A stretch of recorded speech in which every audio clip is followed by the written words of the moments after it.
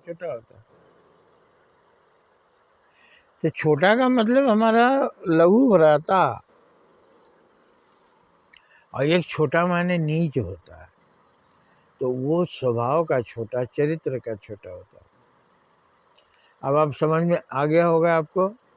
इसलिए ये जो शूद्र वाचक शब्द हैं, इस शूद्रों को हटा ही देना चाहिए, और जाति वाले नहीं हटाएं, शूद्रों को तो हटा देना चाहिए। अपने नाम के साथ अपना जाति सूचक शब्द प्रयोग नहीं करना चाहिए। किसी महापुरुष का सूचक सूचना का प्रयोग कीजिए। वाल्मीकि रखिए, शिव रखिए, नारायण रखिए, सब रखिए नाम, ये जिससे किसी को पता चले कि ये छोटी जाति का है, वो सब हटा दीजिए।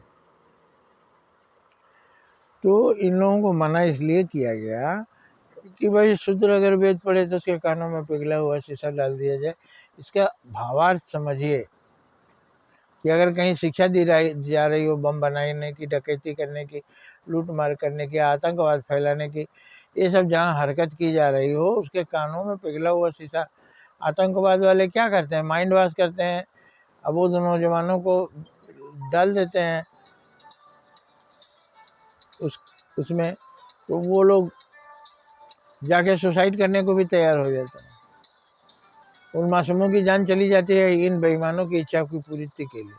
तो पाकिस्तान वाला भारत में उग्रवादी भेजता है, आतंकवादी भेजता है, बेचारे भोले भाले लड़के गरीबी के मारे हुए पैसा पाते हैं, चले आते हैं अपने घर वालों को दे दिए। लेकिन यहाँ मारे जाते हैं, तो वो कौन मारा गया?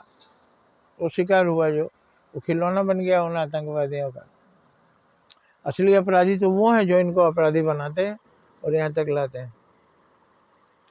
तो तपस्या करना कहीं गलत नहीं है, लेकिन अगर उद्देश्य गलत है, और कोई शराब की भट्टी बनाता है कि इससे पैसा कमाएंगे, कोई बंदूक की फैक्ट्री बनाता है कि इससे ज़्यादा से ज़्यादा पैसा लेकर चोर डाकुओं को देंगे, तो ये अपराध है। उसकी फैक्ट्री को नष्ट कर देना चाहिए, उसके कारखाने को नष्ट कर देना चाहिए, उसके शराब को नष्ट कर देना चाहिए।